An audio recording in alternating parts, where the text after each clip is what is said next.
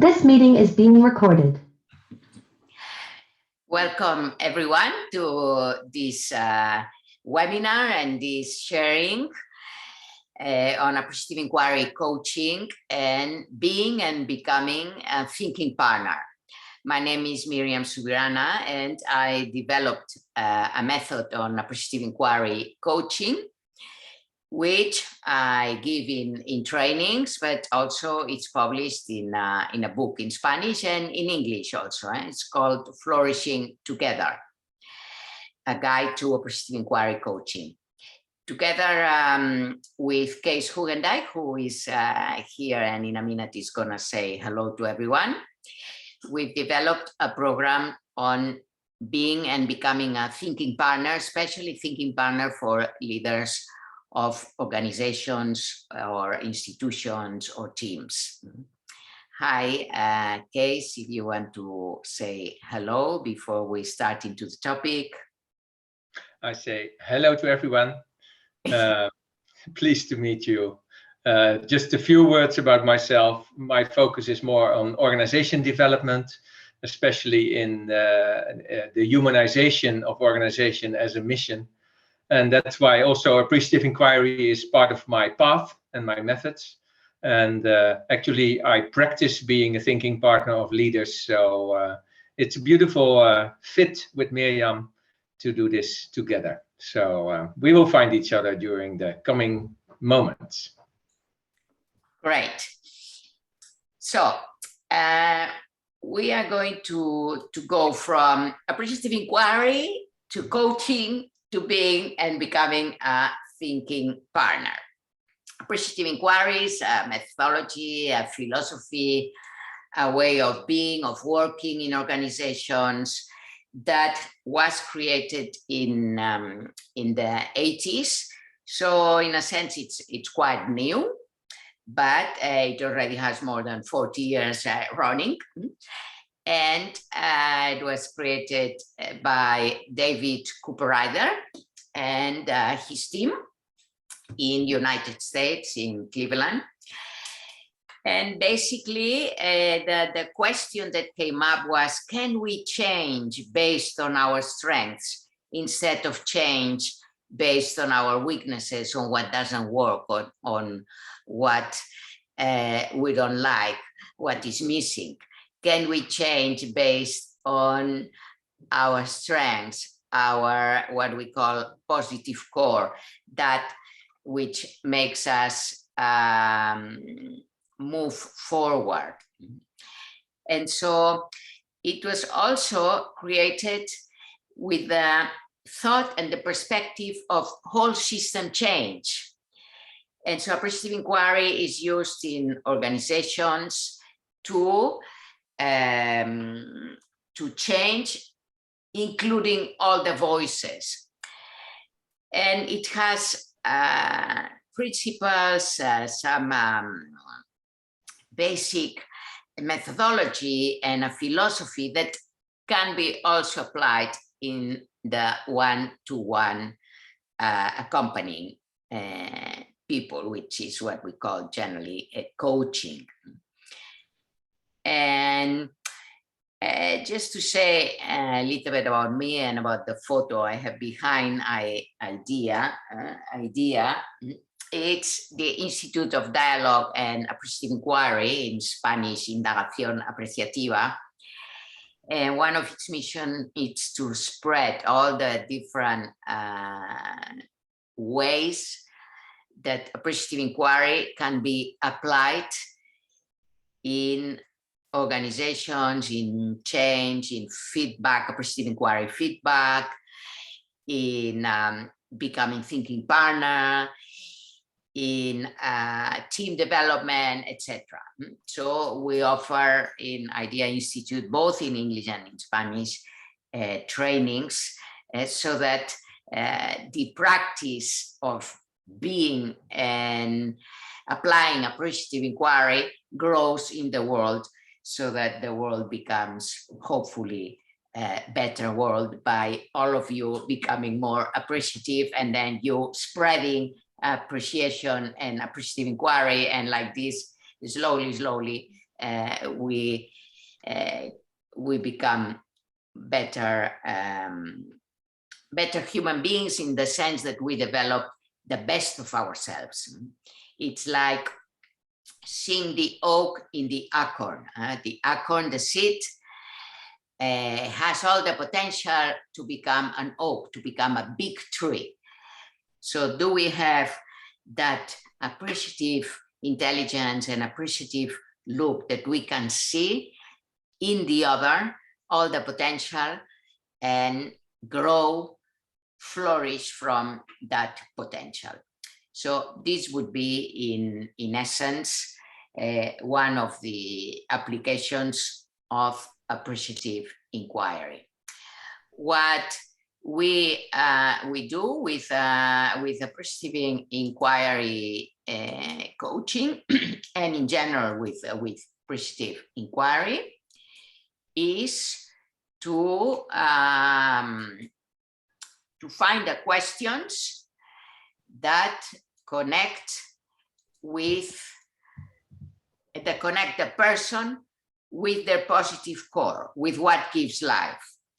We can do that with big groups, but here today we're going to focus in accompanying a person as a coach, or as a thinking partner, or as a companion, a professional companion. So appreciative inquiry helps us find those questions that connect the person with what gives them life. This is what we call positive core. The positive core is what gives you joy, gives meaning to what you do and who you are, gives energy to move forward, and it makes you open to the other and to the world. So I would say that some people live like closed in themselves, and some people live open. So positive emotions open us to others. And appreciative inquiry, through the questions and through the images and through a methodology that briefly we're going to share today, allows the people, or accompanies the person in connecting with what gives them life, what makes them flourish. So let's say a person comes to me with a problem. And now I'm going to share the example of a person comes to me with a problem. How do I accompany from appreciative inquiry coaching? And Cees is gonna expand on that in a little while, of if you are a thinking partner and a person comes with a problem, how do you proceed? So if you are a coach, appreciative inquiry coaching, or you accompany the other through appreciative inquiry coaching, the person comes with a problem. Normally in problem solving, we ask, what's the problem? Why the problem is there? What is the cause of the problem? And the more we inquire into the problem, the bigger the problem becomes. And the person goes deeper into the problem. So where we focus our energy, we make it grow. What do we do from appreciative inquiry? Okay, you have this problem. This is a situation. This is, you see it as a problem or as a situation. Let's think of a moment in your life that you were able to overcome a situation. Maybe it was not exactly the same situation, but let's explore, let's inquire on your experiences of overcoming situations. So what I do with this question is I connect the person with their strengths.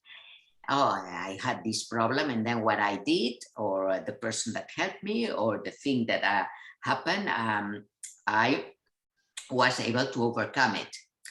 So we connect the person to the strengths. Now, another question can be, if this problem was solved, what would be happening? And then you connect the person with an image that attracts him or her, an image, we call it a compelling image of the future I want to create.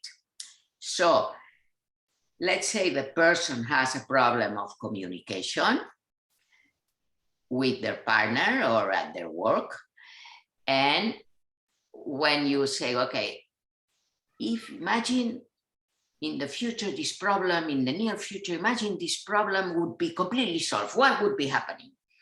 And then the person says, maybe we would be more joyful, we would communicate more clearly, we would be able to understand each other, we would sit and listen to each other. And then these answers are already focused in solving it, in what the person wants. So instead of talking of why there is the problem of communication, we already have some guidelines that the person is giving with the answer to the question, what would be happening if the problem would be solved, that the person gives guidelines. Okay, we would understand each other. So then we can explore, how is it to understand each other?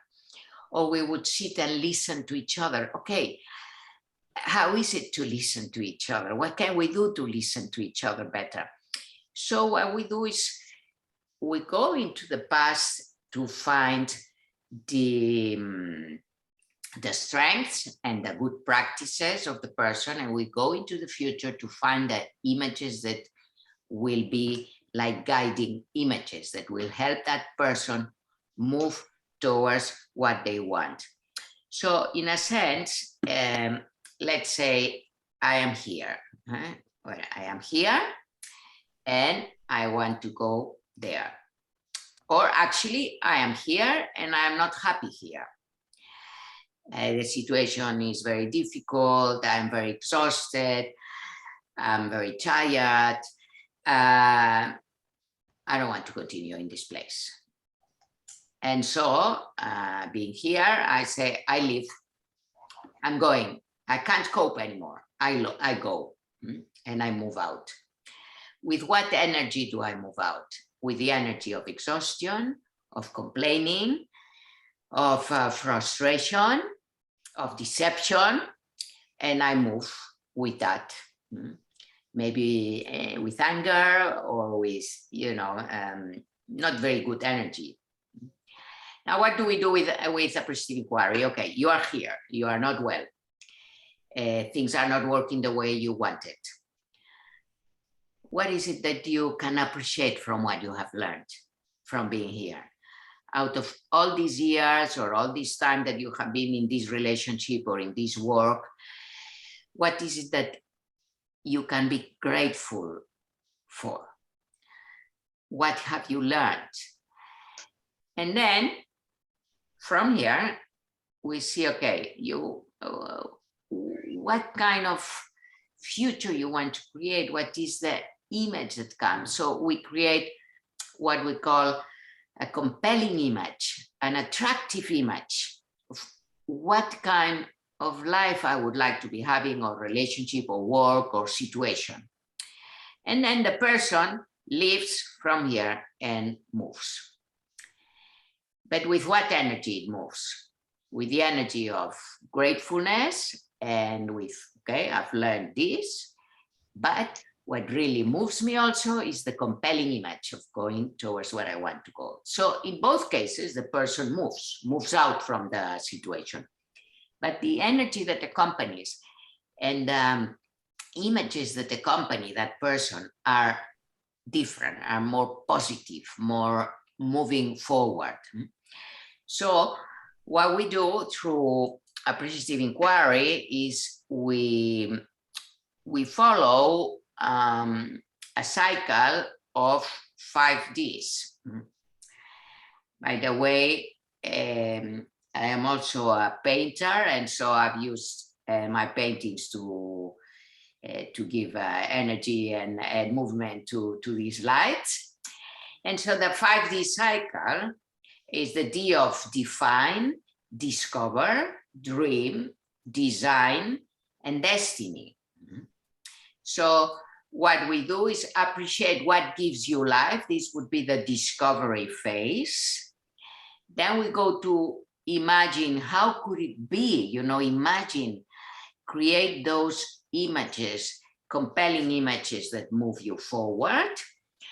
And then dialogue, and then we go to the design phase. Okay, how should it be? And then we create provocative proposals that move me from where I am to the dream I have. And then we innovate, that is, we create commitments for action. And that is the deployment or delivery or destiny phase. And this would be the 5 Ds.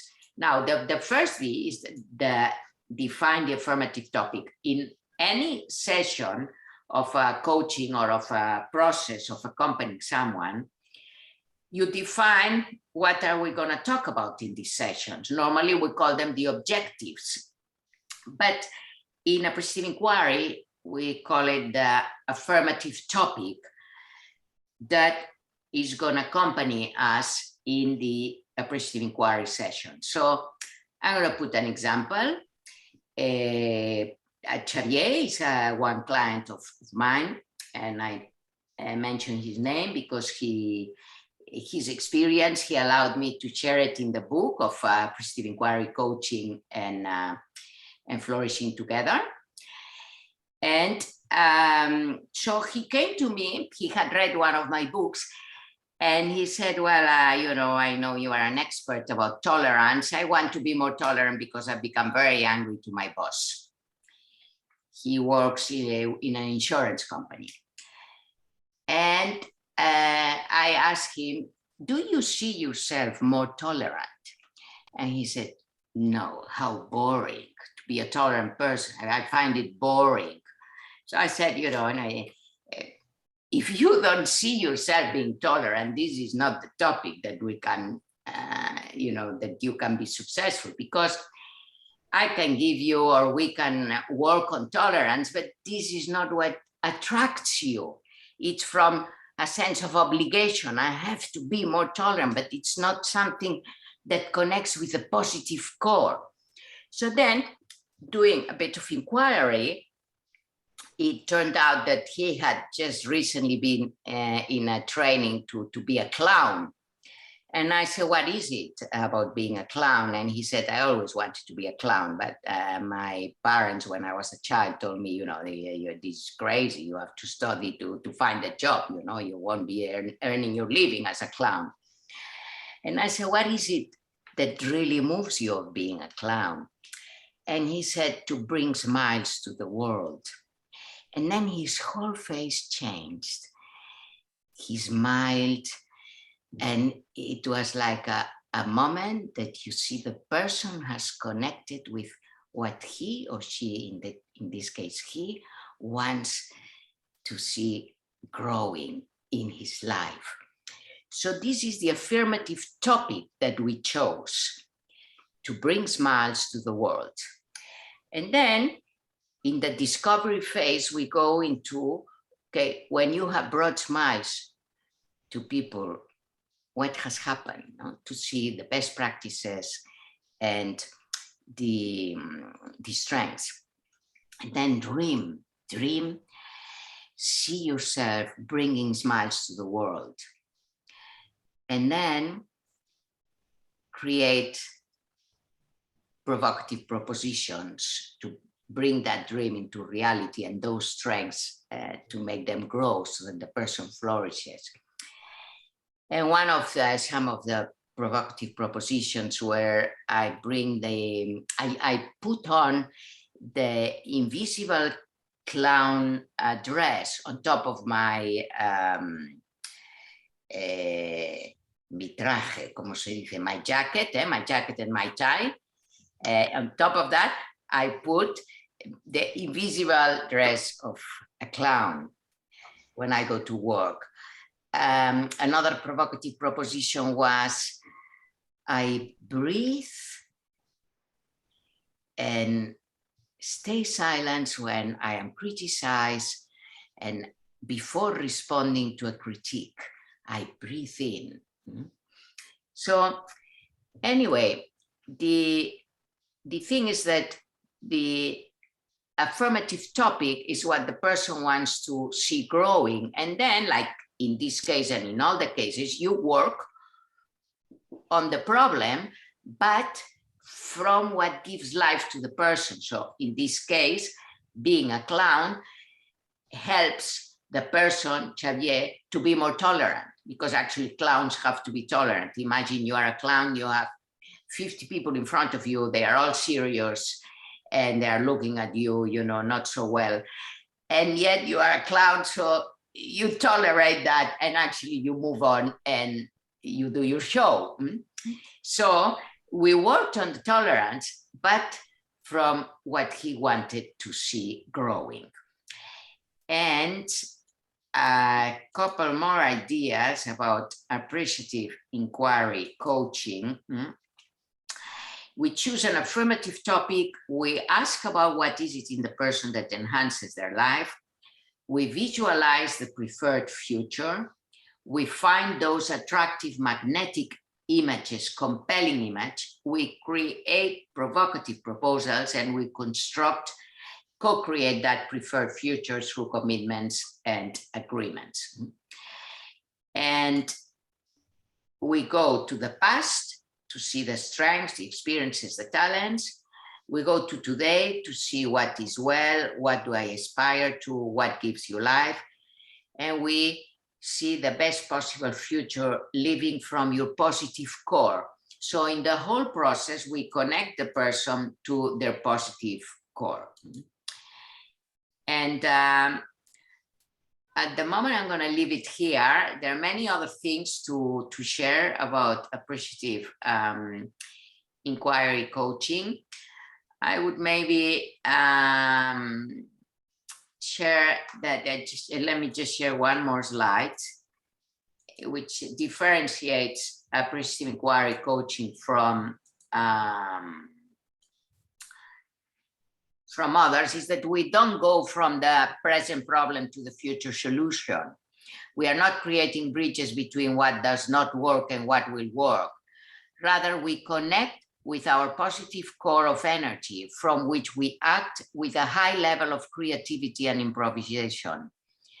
Change begins here and now, the moment we ask the question and we connect with our strength. So this is one of the many aspects that appreciative inquiry coaching method, what it does, it connects the person with a high level of energy, which is what we call the positive core. And from there, they can move on, see, and create what they want to create in their lives.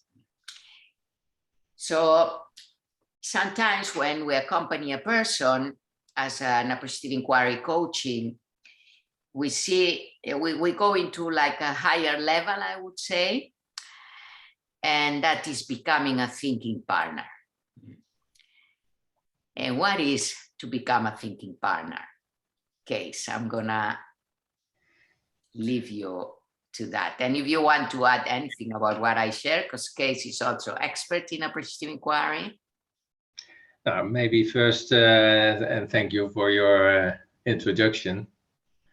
Maybe first the question to the audience. Would there be an urgent question in your audience caused by your introduction, or even an urgent, beautiful question? Please put on your microphone and ask a question.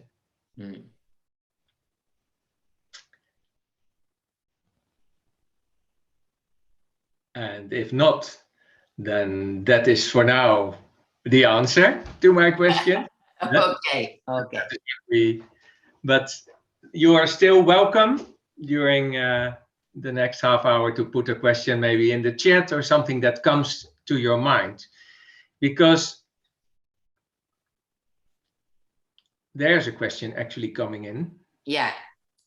If we can articulate again, what are we co-creating in the design phase of appreciative inquiry? Very good question. So what we do during the previous phase, we have in the dream phase, we have created images that open up to what the person really wants. And so it's like open up to, and it's different than desire. Eh? It's deeper. It's what is it that makes you really flourish and you see yourself living it. It's like through a visualization, through dreaming. This is why we don't call it vision. We call it a dream, and because it helps you think out of the box. And then out of that, we see what are the elements needed according to the person that you are accompanying to make that dream a reality, and also to empower the strengths that we have seen in the discovery phase. And then out of those areas, for example, today, just before I did a coaching process, and we were actually in the dream phase, and then we defined which areas to work on. And one area that came was to write her story of that person. She felt to fulfill her dream, she needs to write her story. And another area was to take better care of herself. So these were two areas. So then, and there were many other areas, but so let's say to write her story. Then the next phase, in the design phase, we see what does it mean to write your story, what gives you life about writing your story, what are your strengths that you're going to bring into writing your story. And out of this conversation, of these questions, the person articulates, creates what we call a provocative proposal, because it provokes the person to move from here to where he or she wants to be. So in the case I just shared, we didn't go into the provocative proposal. In the next session we're going to do, but we define the areas in which we are going to design those proposals. So the proposal has the image and the words in it. And so this is why I shared the proposals that Xavier created in his design phase, which were, I put on top of my jacket and my tie before going to work, I put on the visible dress of being a clown. Or another one he said was, I dare to say what I think. So they are in present, not in the future. I will dare, no, I dare to say what I think.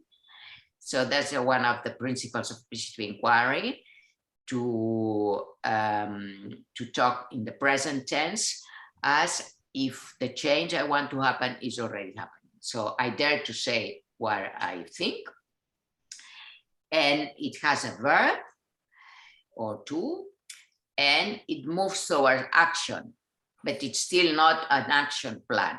It's like not a slogan. We call it a provocative proposal, so that the person has it as a goal that helps him or her practice it in his daily life. Then we will see in the next phase, okay, when are you going to practice this, how you're going to practice it, what gives meaning to you about daring to say what you think, what gives you energy about this. Because as I said, in all the company, we try to keep the level of energy, of enthusiasm, of the person connected with the highest of themselves. Thank you for the question. Cees, the floor is yours. This was helpful, a nice bridge to the process of being a thinking partner.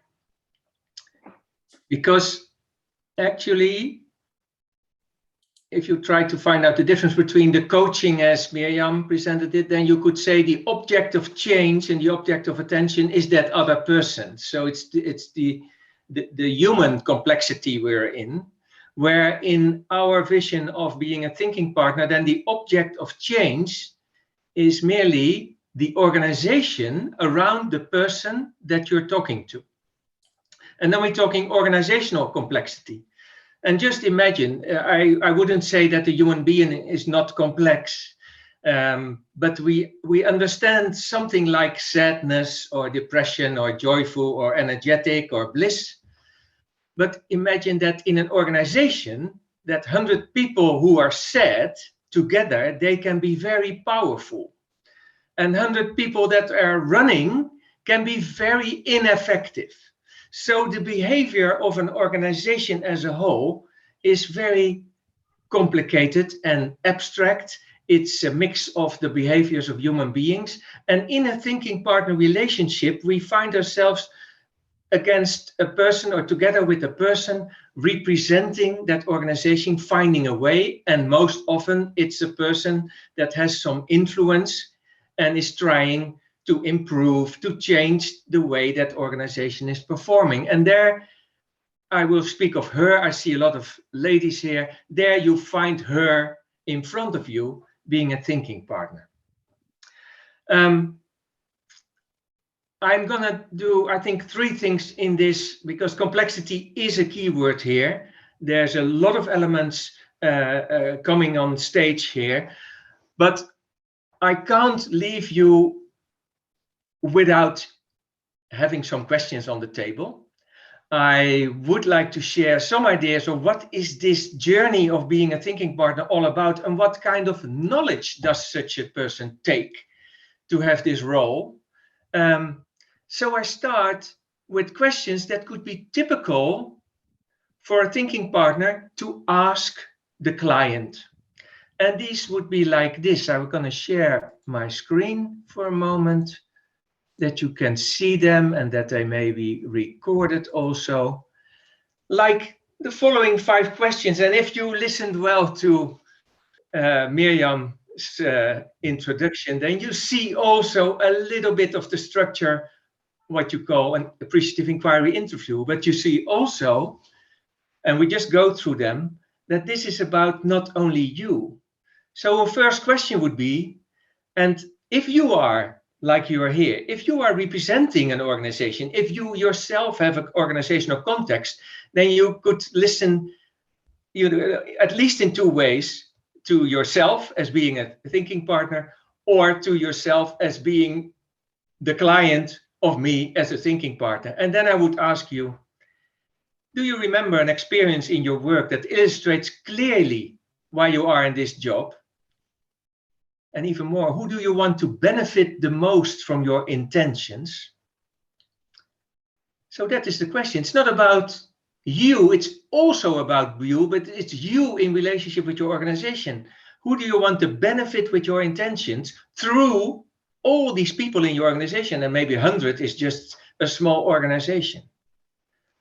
Maybe something came to mind already in experience. Reviewing your present organizational context. Where do you see satisfactory, successful performance?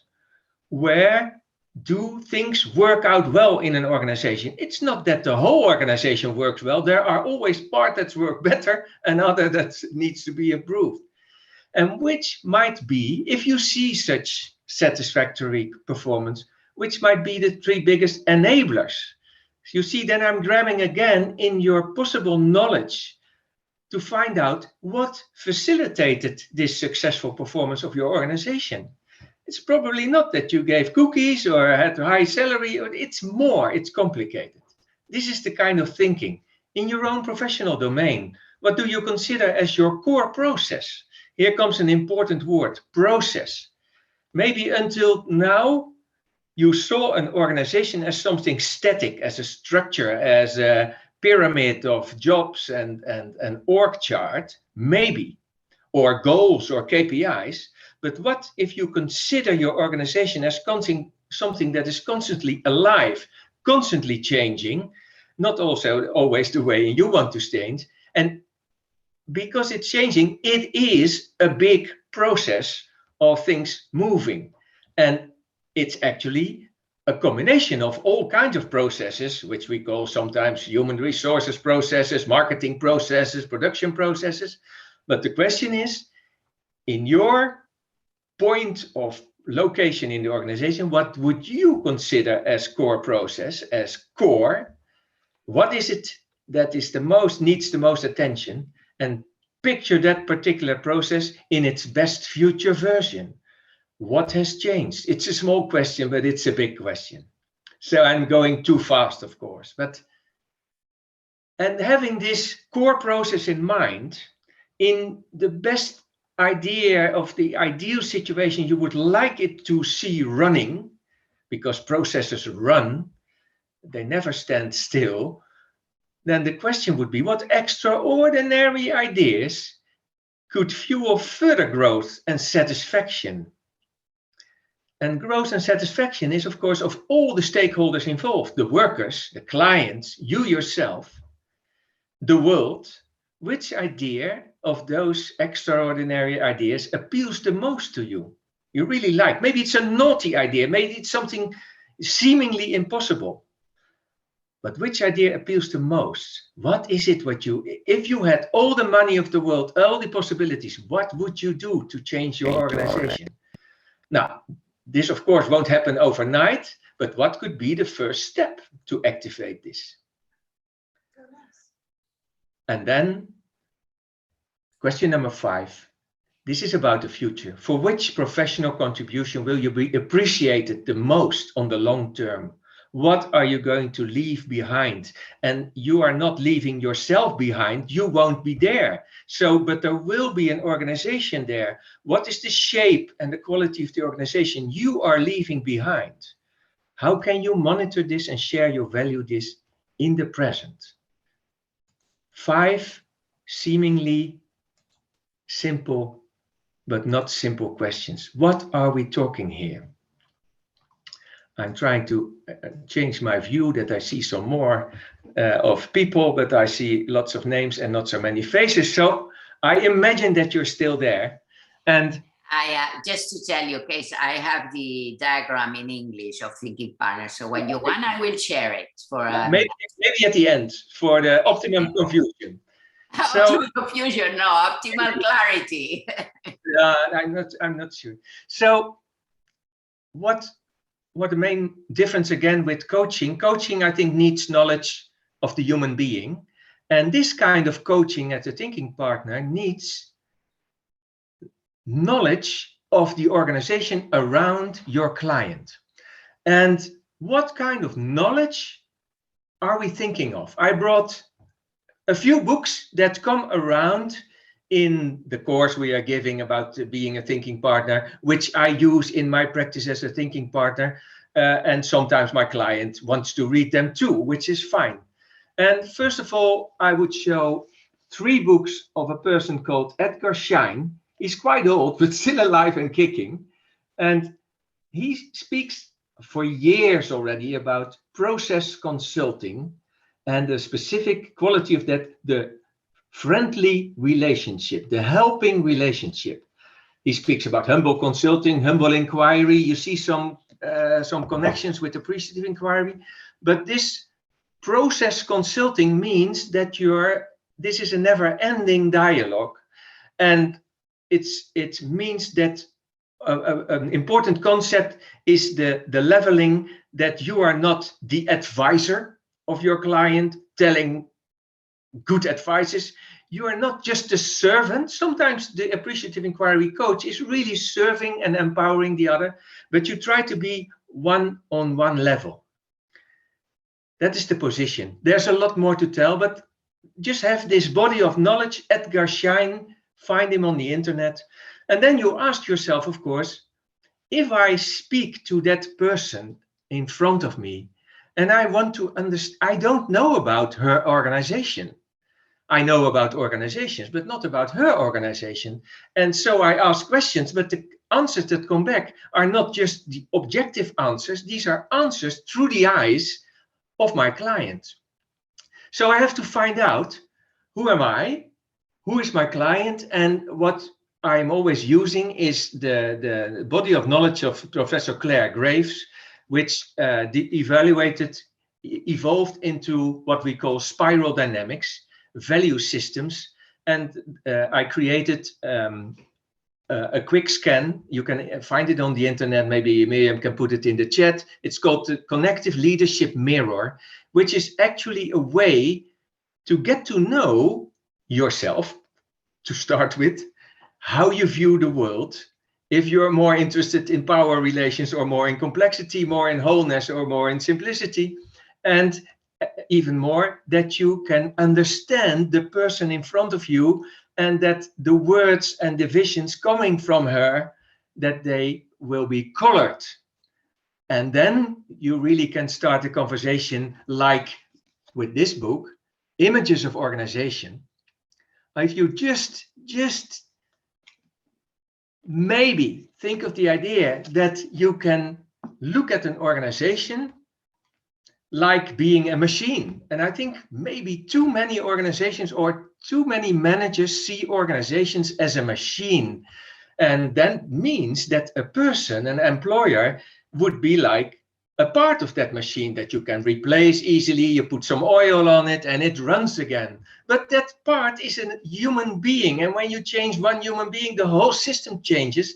And this book, yes, and even this book is like 500 pages. It shows at least 8 different views of organization. And it makes you, I think, first it makes you confused and then it makes you happy for, wow, yes, of course. There's also power relations, but it's also a flow like a river, but it's also this, it's also that. And it can be suffocating an organization, and just this makes your view wider. And this is what we need as a thinking partner, because if your client says, it's the machine is not running, and then you say, okay, let's find the broken part, then you're not having the conversation you want to have as a thinking partner. You need to step, okay, thank you. How do you look at the organization? Do you think it's a machine? Are there other ways to see the organization? So if we go a little bit bigger, then I put this little book from my bookshelf, Chaos. Chaos stands for something which is a model which is called the Connective model. A Connective model, to put it simply, has 4 elements, 4 parts called simple, complicated, complex, and chaos. And it tells us that in organizations, we have a tendency to see a problem or a situation as one level too simple. So we see something which is complicated as simple, and we try to solve it as simple. So we see something which is actually complex as complicated, so we solve it as complicated, which means that we can find a recipe and solve it. But complexity is not solved by a recipe.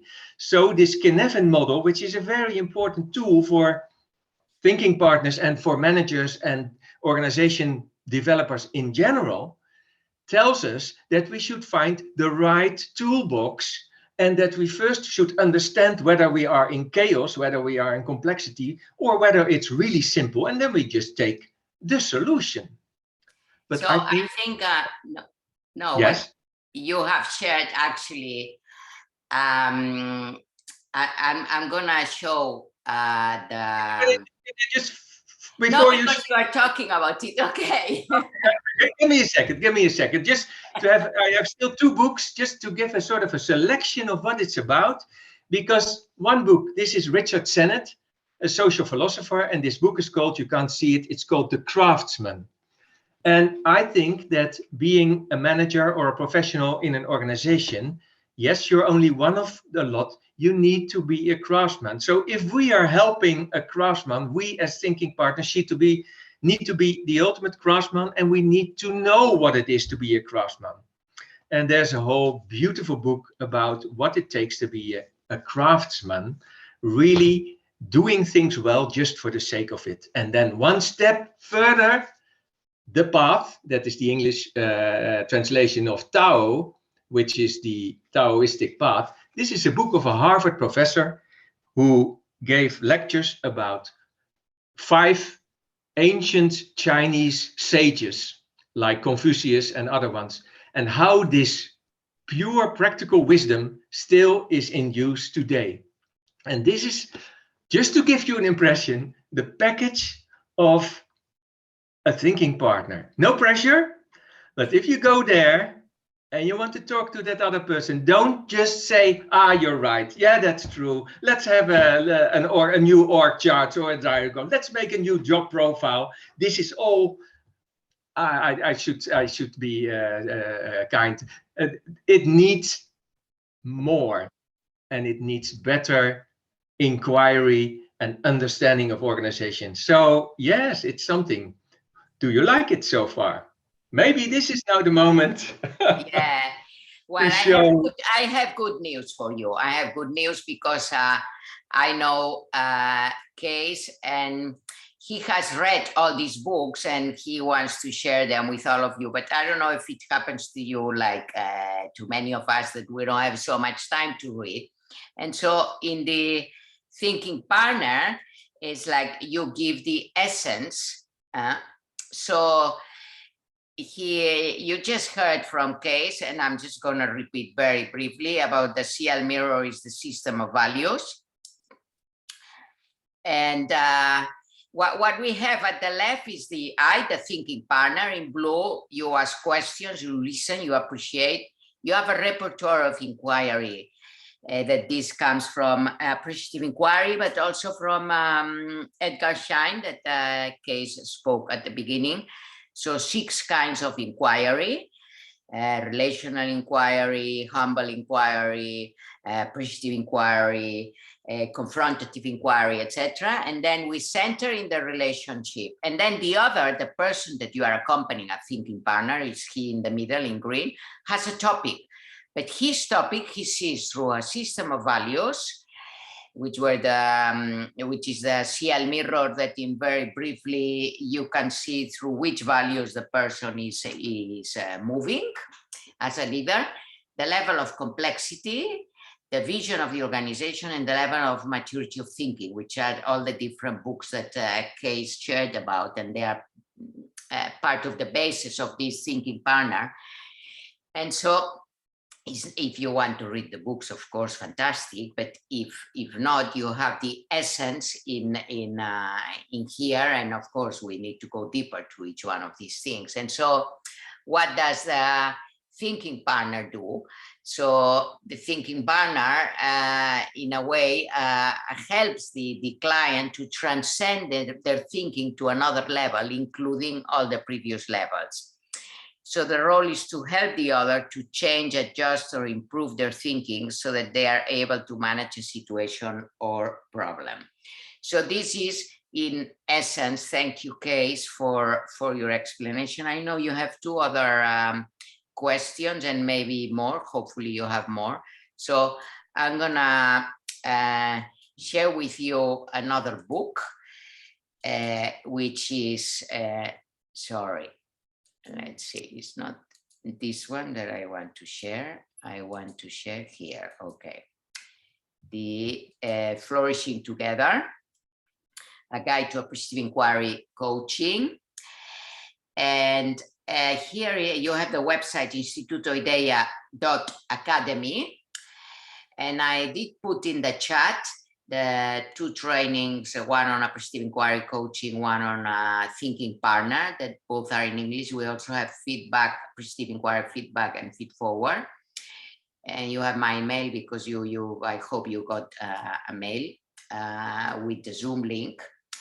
So Sherry is asking Cees about the title of the Graves book, if you can put it in the chat, and I'm gonna answer the other questions. Where is Sherry? In the chat. So she's asking. Okay. Yeah. You see? Okay. So the questions, let me find them. So if the client says that they don't know, a question by Venus, Chennai. I was in Chennai, by the way, some time ago. So anyway, how do you proceed when the client says they don't know what they want to achieve or how it looks like? It's possible. Sometimes the person comes and actually they don't know what they want, and actually this is why they come. So we go into the past and ask a question of when they were at their best, when they were flowing. When remember a time that you were flourishing, or you were at your best, or you felt fulfilled, a high point in your life. And normally when the person is in a high point of their lives, they're connected with the positive core. And so as they start sharing the experience, they reconnect with that experience of the positive core. And from there, you can accompany them so that they see better what they want, because probably they want more of that. So you can ask, how would be your life if you had more of experiences like this one, in which you are flourishing, you are fulfilled, you are complete. So this is one way. Can I add one thing here? Yeah. Because it's about the word positive. It's often connected to appreciative inquiry as something positive, although the positive core has a beautiful annotation. It's about the life-giving in us. Yes. Which is, so there's a beautiful article somewhere that says appreciative inquiry is not about the positive. It's more about the generative, what gives life, and that can also be in a situation of sadness or drama even. So it's not about happiness, positivity, So it doesn't need to be positive, the conversation. It can be generative because of our actions. Thank you. Yes, thank you. Very good point. And the other, in traditional coaching session, we eventually arrive to a positive point of view. Your proposal is to start, this from Christian Dumont, to start from this positive position, this generative position. What happens when the person cannot reach this position at the beginning of the session? I mean, it may happen that the person is in a very traumatic situation, or has lost a best friend, or they are in a space of a lot of stress, negativity, trauma, etc. And so, of course, it depends of where the person is, but wherever the person is, there's something that gives them life. So what we try is to find that gives life to the person, that is life-giving, that moves them forward or opens them up.